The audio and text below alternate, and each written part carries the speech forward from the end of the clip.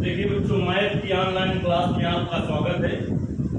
आज की क्लास में यानी आज से हम इंटर में मैथ फर्स्ट का 5वां चैप्टर शुरू कर रहे हैं, क्योंकि चौथे तक कंप्लीट हो गया था। 5वें चैप्टर का नाम है सांतक तथा अवकलनीयता। तो देखिए, कक्षा 11 में भी आपने पढ़ा था सतत तथा अवकलनीयता, यहाँ पर है सांतक तथा अवकलनीयता। तो जो सूत्र हमने लिख रखे हैं ये सीमा यानी लिमिट के सूत्र हैं, जो कि प्रश्नावली 5.1 में कहीं कहीं पर उपयोग होंगे। हो सकता है कि आपको ये सूत्र न याद कराया जाए, तब भी आप पेपर पूरा कर लें। लेकिन जो हम टारगेट लेकर चलते हैं वो 100 में 100 नंबर का लेकर चलते हैं। जैसा कि आप लोगों को पता ही होगा कि साल 9 बच्चों ने 100 में 100 अंक, हमारे 9 बच्चों ने 100 में 100 अंक प्राप्त किए हैं। तो आप 97, 98 तक तो आसानी से ला सकते हैं। पूरे में पूरे लाने के लिए आपको इस टॉपिक से संबंधित जितना आपकी बुक में है उतना नहीं, उससे एक्स्ट्रा ज्ञान होना चाहिए, तब आप कर पाएंगे। तो पहले जो सूत्र यहाँ पर लिखे हुए हैं वो लिमिट के सूत्र हैं। इनका इंटर में क्या उपयोग है, पहली बात तो हमें याद होना चाहिए, क्योंकि केवल इंटर पास से ही काम नहीं होगा, आगे आपको कंपटीशन में भी बैठना है, तो ये सूत्र तो याद होने ही चाहिए। अब बात आई कि यहाँ पर क्या उपयोग है, तो प्रश्नावली 5.1 जिससे एक निश्चित सवाल आता है 2 या 5 नंबर का, तो ये सूत्र आपको आने चाहिए। और इस साल तो 20 बहुविकल्पी प्रश्न आने हैं, जिनमें कोई सा हो सकता है कि e की पावर x का सीमा यानी लिमिट में सूत्र क्या होगा, कई विकल्प दिए होंगे, तो इसलिए हमें ये चीजें क्लियर आनी चाहिए। आज की क्लास में हम 5वें चैप्टर के पूरे सूत्र कंप्लीट कराएंगे। तो पहले हम सीमा के सूत्र क्लियर करते हैं, लिमिट के, जो कि सांतक प्रश्नावली 5.1 जो पढ़ेंगे उसमें सूत्र उपयोग होंगे। सूत्र देख लेते हैं और आपको नोट कर लेना है, ये आपके लिए बहुत ही महत्वपूर्ण चीजें हैं। Limit x tends to 0 sin x बटे x, इसका मान 1 होता है। Limit x tends to 0 cos x का मान 1 होता है। Limit x tends to 0 tan x बटे x का मान 1 होता है।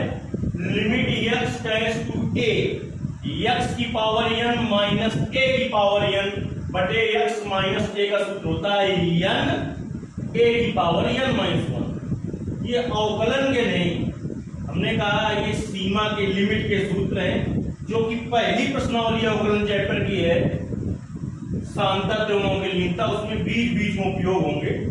और वैसे हम 90% सवाल प्रश्नावली 5.1 के एक सूत्र के द्वारा हल करेंगे, जिसमें कि 54 सूत्र हैं, 34 प्रश्नावली में और 20 उदाहरण, 54 के 54 सवाल एक सूत्र के द्वारा हल करेंगे। वो सूत्र अभी हमने नहीं लिखा, भी लिखेंगे हम। अब इसके बाद e की पावर x, ये ना अवकलन में ना समाकलन में सीमा का सूत्र है 1 + x स्क्वायर बटे फैक्टोरियल 2। देखिए आप, फैक्टोरियल दो प्रकार से बनता है, फैक्टोरियल ऐसे भी बनता है और फैक्टोरियल ऐसे भी बनता है। प्लस x क्यूब बटे factorial 3 plus dot dot infinite तक ऐसे चलता रहेगा अनंत तक। e की पावर माइनस x का सीमा में सूत्र होता है, सीमा में 1 n की लिमिट में 1 minus x plus x square बटे फैक्टोरियल 2 माइनस x क्यूब बटे factorial 3 plus dot dot infinite तक ऐसे ही चलता रहेगा। log 1 प्लस x बेस में e लगा होता है x माइनस x स्क्वायर बटे 2 प्लस x क्यूब बटे 3 माइनस डॉट डॉट, ये है माइनस, और जब कहा जाए डॉट डॉट मतलब 3 बार डॉट का चिन्ह लगाना होता है। log 1 माइनस x और बेस में ई है माइनस x स्क्वायर बटे 2 माइनस x क्यूब बटे 3 माइनस, और फिर है डॉट डॉट इनफिनाइट तक। a की पावर x का सीमा में यानी लिमिट में सूत्र होता है 1 प्लस x पोस्ट में log a plus x square बटे फैक्टोरियल 2 log a का whole square plus dot dot infinite तक। साइन x का सूत्र लिमिट में होता है x माइनस x क्यूब बटे फैक्टोरियल 3 प्लस x की पावर 5 बटे factorial 5 minus dot dot infinite तक। cos x का सीमा में सूत्र होता है लिमिट में 1 माइनस x स्क्वायर बटे फैक्टोरियल 2 प्लस एक्स की पावर 4 बटे factorial 4 minus dot dot infinite तक। tan x का सूत्र होता है x प्लस एक्स क्यूब बटे 3 प्लस 2x की पावर 5 बटे 15 प्लस डॉट डॉट इन्फिनाइट तक। 1 प्लस एक्स की होल पावर n का सूत्र होता है 1 plus n x plus n minus 1 बटे factorial 2 x square plus dot dot infinite तक। Limit x tends to 0 1 minus cos x upon x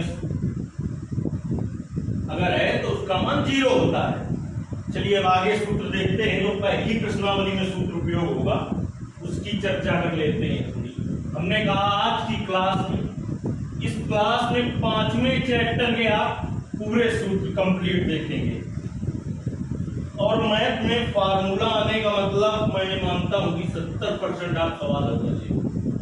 सूत्र अगर आ रहा है और इस तरीके के सूत्र आपको तैयार करने ही होंगे क्योंकि 20 प्रश्न भी आने हैं। चलिए अब हम देखते हैं जो पहली प्रश्नावली सांतत्य में सूत्र उपयोग होगा। 54 सवाल इसके द्वारा करेंगे। अब हम सांतत्य की थोड़ी चर्चा कर लेते हैं। यहाँ पर सांतत्य का मतलब क्या होता है? सांतत्य का मतलब होता है सांतत्य, सतत या संतत, ये तीनों एक ही नाम है लेकिन जो पेपर में लिख के आए आपको वही लिखना होता है। इसी तरीके से इसके 3 नाम और मतलब कि असतत के भी 3 नाम हो जाएंगे, असांतत, असतत, असंतत। ये तीनों एक ही चीज है। ऊपर वाली तीनों एक चीज, नीचे वाली तीनों एक चीज है। तीनों है एक लेकिन जो पेपर में लिख के आए आपको वही लिखना होता है। बात ऐसी हम क्यों कह रहे हैं कि जो पेपर में लिख के आए वही लिखना होता है? क्योंकि चेक करने वाले को यह बात पता हो कि ये नाम एक ही है, ये आवश्यक नहीं। जैसे कि हम आपको एक उदाहरण बताते हैं। जैसे कि आप का जो विद्यालय में नाम है वो आपका विद्यालय में नाम रमेश है और आप कक्षा 12 में पढ़ते हैं। आप अपने विद्यालय जाएंगे और अगर कह देंगे 12 एक लड़का पढ़ता है रमेश, उसको बुलाइए तो तुरंत बुला दिया जाएगा। लेकिन नाम तुम्हारा रमेश विद्यालय का है, हर का कोई दूसरा नाम है। हर का मान लो नाम है रामू और कोई जाए और वहां कह दे 12 एक पढ़ता है रामू, बुला तो हो सकता है उस नाम का कोई लड़का इस क्लास में ना हो जबकि नाम तुम्हारा ही है। इसलिए हम कहते हैं जो पेपर में, क्योंकि जो वहां से बुलाने गया वो घर का नाम जानता है, स्कूल का नहीं जानता। स्कूल वाले स्कूल का नाम जानते हैं, घर का नहीं जानते हैं। तो ऐसी बात है कि नाम तीनों एक ही है। आइए हम जानते हैं फलन संतत कब होता है। जब यफे का मान बराबर यफ के प्लस 0 का मान बराबर यफ के माइनस 0, तीनों का मान बराबर हो तो फलन संतत होता है। यानी हम कह सकते हैं कि यदि यफे बराबर राइट हैंड लिमिट बराबर लेफ्ट हैंड लिमिट तभी फलन संतत होगा। इन 3 में अगर एक भी चीज का मान बराबर ना हो तो फलन संतत नहीं होगा। आइए थोड़ी और चर्चा करते हैं। हमने कहा 54 के 54 सवालों में यही सूत्र लगाएंगे, कोई दूसरा सूत्र नहीं लगाएंगे। यफ ए प्लस 0। अब वो अगर कहेगा 2 पर चेक करो, x बराबर 2 पर संतत है तो जहां जहां पर a है 2 रख देंगे। आइए जानते हैं यफ ए प्लस 0 क्या होता है। राइट हैंड लिमिट मतलब ये है कि जहां पर आप बैठे हो, हम खड़े हैं, वो x बराबर a है, वो x बराबर a है। जहां पर आप बैठे हो हम खड़े हैं और आप जानते हो कि ये इसके लेफ्ट है और ये इसके राइट है। तो जहां पर आप बैठे हो हम खड़े हैं वो लिमिट है। अगर उससे लेफ्ट जाएंगे, लिमिट क्यों? लेफ्ट हैंड लिमिट है इसलिए यल लिखा गया। जैसे आप जानते थे L H S left hand side, तो वैसे है लेफ्ट हैंड लिमिट। और इधर से राइट जाएंगे आप, राइट हैंड लिमिट। इधर से दाएं जाएंगे मान बढ़ेगा, इसीलिए राइट हैंड लिमिट में जोड़ा गया। और लेफ्ट हैंड लिमिट में घटाया गया। तो राइट हैंड लिमिट का मान एफ ए प्लस 0 बराबर होता है limit h tends to 0 f a plus h. यहां पर बहुत ही महत्वपूर्ण चर्चाएं हम करेंगे।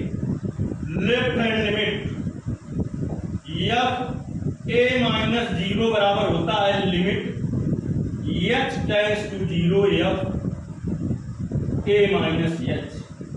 यानी लेफ्ट जाएंगे तो मान घटेगा, राइट जाएंगे तो मान बढ़ेगा। यहां पर केवल सूत्रों की चर्चा कर रहे हैं। वैसे 5.1 प्रश्नावली जो है उसके 20 उदाहरण एक वीडियो में पूरे हैं और प्रश्नावली के सवाल भी YouTube चैनल पर पड़े हुए हैं। मतलब पहले जब से हमने पढ़ाना शुरू किया था हमने बताया था जितना जो हम पढ़ा रहे हैं उसका मतलब है 100 में 100 नंबर के लिए। अभी यहाँ पर हमने लिखा था एफ ए बराबर एफ ए प्लस 0 बराबर एफ ए माइनस 0। तीनों का मान बराबर होगा तो फलन संतत उसी को कहेंगे, उसी को सतत, उसी को सांतत कहेंगे। जो पेपर में लिखा होगा वो लिख देंगे। तीनों में अगर ए बी का मान बराबर ना हो तो फलन असतत, असंतत, असांतत जो पेपर में लिखा होगा लिख देंगे।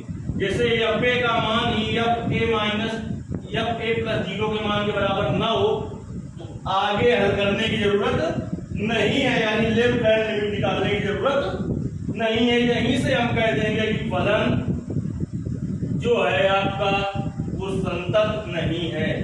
अगर एफ ए का मान तो एफ ए प्लस 0 के मान के बराबर हो लेकिन ये एफ ए माइनस 0 के मान के बराबर ना हो तब भी फलन संतत नहीं होगा।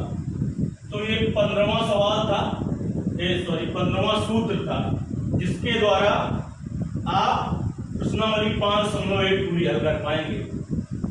चलिए आगे चर्चा करते हैं 16वें सूत्र की।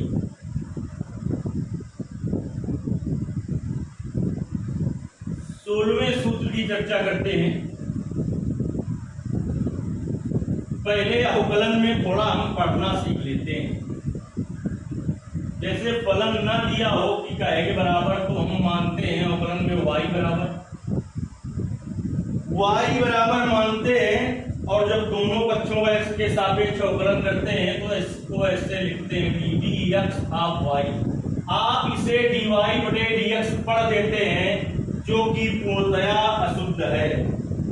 पूर्णतया कैसा है? अशुद्ध है। इसको पढ़ते हैं ddx ऑफ y, y का x के सापेक्ष अवकलन, y का x के सापेक्ष अवकलन। आप ये नहीं से dy बटे dx भी पढ़ते रहेंगे तब भी आपको 5 नंबर का क्वेश्चन होगा, 5 मिलेंगे। लेकिन आपको क्या फायदा, मैथ के स्टूडेंट हो और आप शुद्ध पढ़ ना पाओ तो बड़े शर्म की बात है। देखिए एक बार अवकलन को अगर y बराबर लिखा है तो dy बटे dx से लिखेंगे। अगर fx बराबर लिखा है तो एक बार अवकलन को f डैश x से भी लिखेंगे और y बराबर लिखा है तो एक बार अवकलन को dy बटे dx या y1 से लिखेंगे। दोबारा अवकलन करेंगे d स्क्वायर y बटे dx स्क्वायर। देखिए अभी हमने कहा ddx ऑफ y पढ़ेंगे, जब पहली बार अवकलन करेंगे तो ddx ऑफ y पढ़ेंगे, अगली बार y को इसके पास लिख देते हैं तो शुद्ध रूप में ddx ऑफ y पढ़ा जाएगा। जल्दी जल्दी में से dy बटे dx भी कह देते हैं। दोबारा अवकलन को d स्क्वायर y बटे dx स्क्वायर या y2 लिख सकते हैं। या x बराबर लिखा तो दोबारा अवकलन को f डबल डैश x लिख देते हैं। दोबारा अगर अवकलन करेंगे उसी फलन का d क्यूब y बटे dx क्यूब या y3 लिख देते हैं या y f(x) बराबर है तो y ट्रिपल डैश लिख देते हैं। देखिए यहाँ पर जैसे कोई फलन दिया है x cube plus 2x, y बराबर है तो अवकलन करेंगे तो ddx ऑफ y होगा पहली बार में। x क्यूब का अवकलन 3x स्क्वायर प्लस 2x का अवकलन कैसे होगा वो चीजें भी हम आपको सिखा रहे हैं। दोबारा अवकलन करेंगे तो होगा ddx और dy बटे dx। अभी तो हम ऐसी चीजें बता रहे हैं जो आपको कैसे हो गया ये आप जान बना नहीं पाते। तो यहाँ आप देख रहे हैं डी 2 बार है, तभी तो होता है डी स्क्वायर वाई, वाई तो एक बार है, और यहाँ पर dx और dx पूरा 2 बार है, तो dx स्क्वायर हो गया।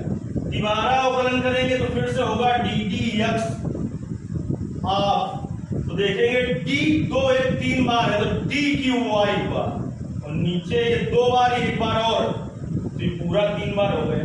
ये चीजें जाननी बड़ी आवश्यक है, आप इंटर पास हो जाते हैं और आप जान ही नहीं पाते हैं। ये डी क्यूब वाई है, ये डी वाई क्यूब है। आइए अब हम बात करते हैं 16 नंबर सूत्र की, कि अगर D d x of x की पावर n हो तो इसका अवकलन होता है n एक्स की पावर n माइनस, एक्स की पावर n का अवकलन n एक्स की पावर n माइनस 1 होता है। कोई अचर पद D d x of constant कोई अचर पद होगा, उसका अवकलन 0 हो जाएगा। D d x of sine x, sine x का अवकलन होता है cos x, d d x of cos x, cos x का अवकलन होता है minus sine x, d d x of tan x, tan x का अवकलन होता है sec square x, d d x of cot x, cot x का अवकलन होता है minus cos square x, d d x of sec x, sec x का अवकलन होता है sec x into tan x, d d x of cosec x, cosec x का अवकलन होता है minus cosec x into cot x। बहुत बच्चे ऐसा परेशान होंगे कि हमारे विद्यालय में तो बस साइन और cos को बताया गया, आगे बताया नहीं गया है।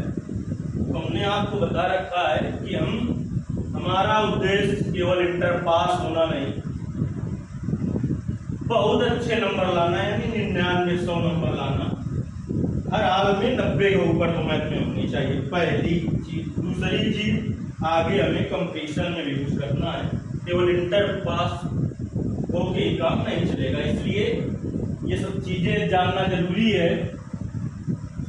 आगे चलते हैं, देखिए D d x of e की पावर x, e की पावर x का अवकलन e की पावर x। एक ही फलन ऐसा है जिसका अवकलन भी वही होता है और समाकलन भी वही होता है, वो है e की पावर x। और D d x of a की पावर x, a की पावर x का अवकलन होता है a की power x log a base e।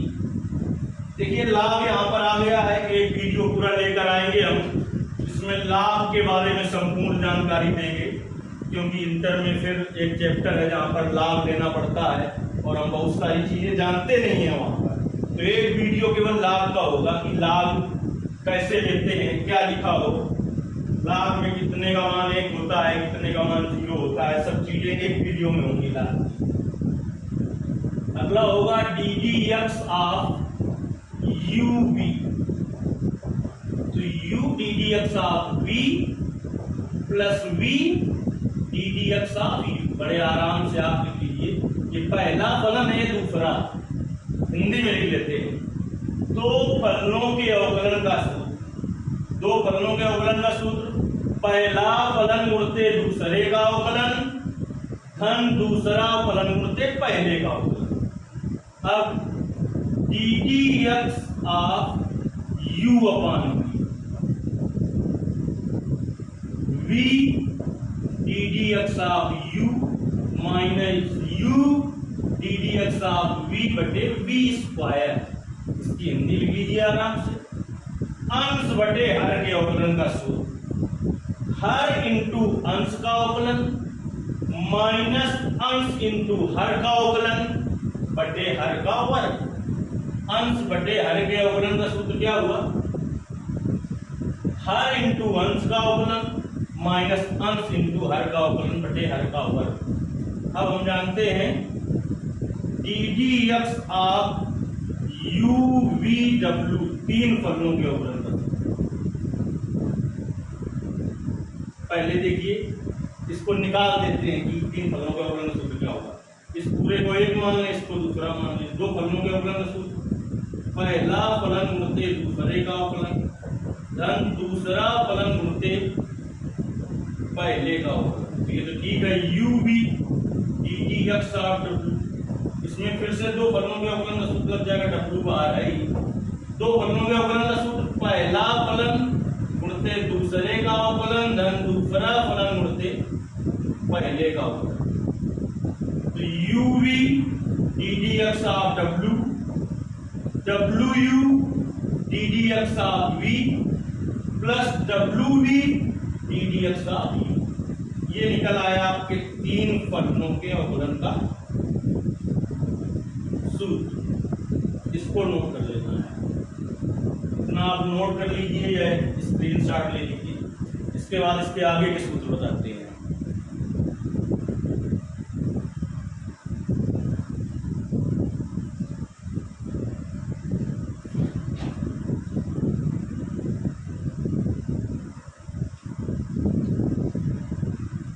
देखिए अब बात करेंगे हम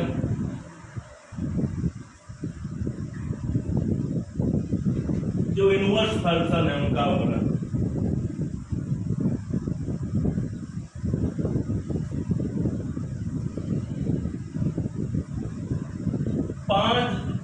दो प्रश्नावली में दो सवाल आएंगे। सतत तथा अवकलिता मतलब अवकलित है कि नहीं, उसकी चर्चा लास्ट में करेंगे हम। उस सूत्र की 29 नंबर होगा ddx of sin inverse x 1/√1 - x²। 30 number में होगा ddx of cos inverse x -1/√1 - x²। ddx of tan inverse x 1/1 + x²। ddx of cot inverse x -1/1 + x²। ddx of sec inverse x 1/x √x² - 1।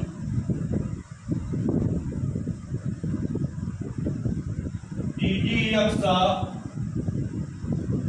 cosec inverse x -1/x √x² - 1।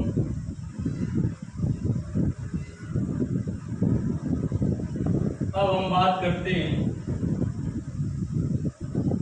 कहते कि कोई सवाल दिया होगा, कोई फलन दिया होगा कि सांतत्य एवं अवकलनीयता की जांच कीजिए। तो देखिए सांतत्य एवं अवकलनीयता में RSD का मान LSD के मान के बराबर होना चाहिए। कोई सवाल अगर चेक करना है कि सांतत्य एवं अवकलनीय है कि नहीं, तो RSD का मान LSD के मान के बराबर होना चाहिए। RSD क्या है जानते हैं, राइट हैंड डेरिवेटिव। LSD क्या है, लेफ्ट हैंड डेरिवेटिव। तो x बराबर a के लिए निकाल देते हैं। अब चाहे के लिए कहे a की जगह को रख देंगे। RSD कैसे निकालें, RSD होगा limit s tends to 0 f a + h - fa/h।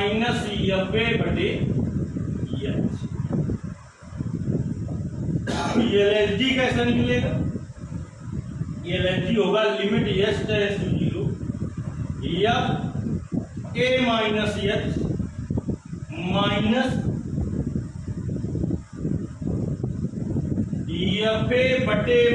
-fa/-h।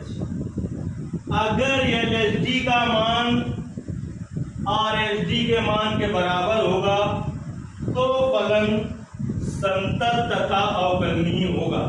सवाल एक आ जाता है, जो सवाल है बुक में। तो इस सूत्र का प्रयोग करेंगे सांतत्य एवं अवकलनीयता के लिए। मतलब एक ही सवाल में चेक करना हो कि फलन संतत एवं अवकलनीय है कि नहीं, तो RSD और LSD के द्वारा ज्ञात करेंगे। केवल संतत चेक करना हो, सतत चेक करना हो, तो उसके उसके लिए सूत्र बता दिया था। वो 5 नंबर प्रश्नावली में 54 सवाल है। अब हम बात करते हैं, सवाल अगर आ जाए प्रथम सिद्धांत से अवकलन, dx ऑफ fx बराबर होता है limit s tends to 0 f a plus h minus f a upon h। अब प्रथम सिद्धांत से जब अवकलन ज्ञात करना होता है तो उसके लिए आपको त्रिकोणमिति के सूत्र, जो कि कम से कम 150 सूत्र हमने एक वीडियो में दिए थे, वो सब चीजें कंप्लीट रूप से आनी चाहिए। और चूंकि 20 बहुविकल्पी आने हैं तो इस तरीके से आ सकता है निम्न में कौन सा प्रथम सिद्धांत कर सकते हैं अवकलन करने का। हाँ, तो अभी अब बात रह गई इस चैप्टर में 5वें में इतना ही है, क्योंकि मध्यमान प्रमेय यानी लैंग्लाज प्रमेय हट चुकी है। मध्यमान प्रमेय और रोले की प्रमेय दोनों हट चुकी है। इसके लिए भी फलन का संतत एवं अवकलनीय होना जरूरी था, लेकिन वो हट चुका है। अब एक चीज की बात कर लेते हैं, वो चीज ये होगी कि महत्तम पूर्णांक का सवाल आ जाता है और आप समझ नहीं पाते हो।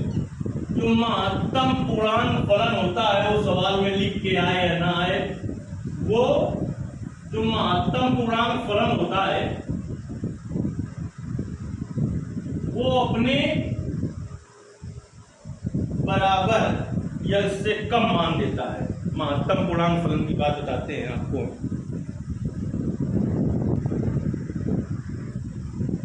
देखिए, जो महत्तम पूर्णांक फलन है ये आपको पहले चैप्टर में भी मिला होगा। सबसे पहले महत्तम पूर्णांक फलन का चिन्ह जान लेते हैं। ये है महत्तम पूर्णांक, यक्स हो जाएगा यक्स महत्तम पूर्णांक। ये महत्तम पूर्णांक का चिन्ह। महत्तम पूर्णांक जो होता है वो अपने बराबर या उससे कम मान देता है।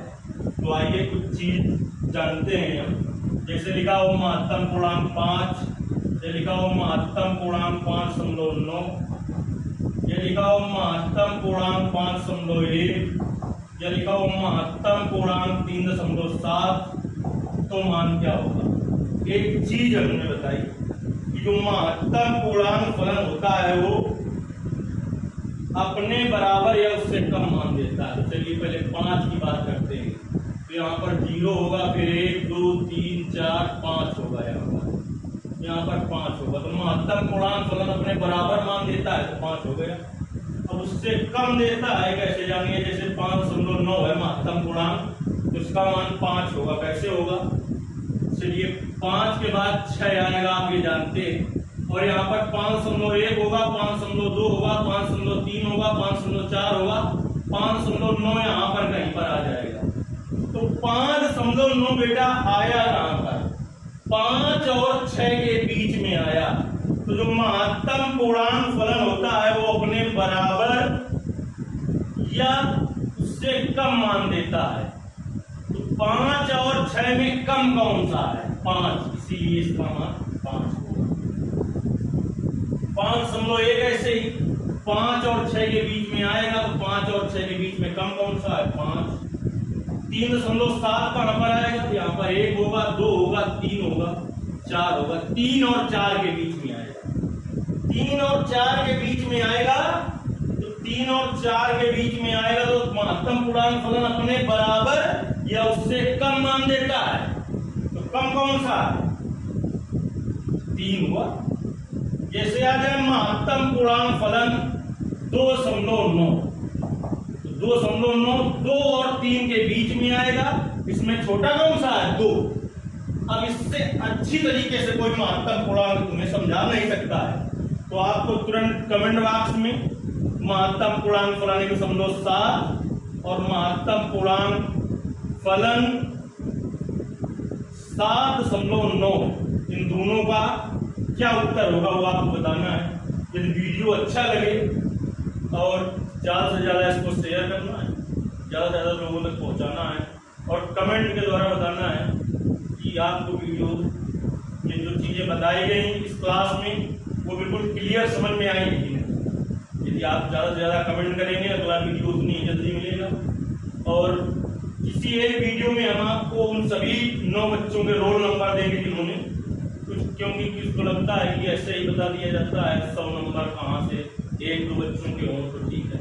तो 9 बच्चों के रोल नंबर हम आपको देंगे जिससे आप आसानी से चेक कर सकते हैं कि 100 में 100 नंबर हैं कि नहीं वास्तव में, और बड़ी आसानी से आप ला सकते हैं। तो वीडियो को ज़्यादा से ज़्यादा शेयर करिए जिससे ज़्यादा से ज़्यादा लोगों को फायदा हो सके।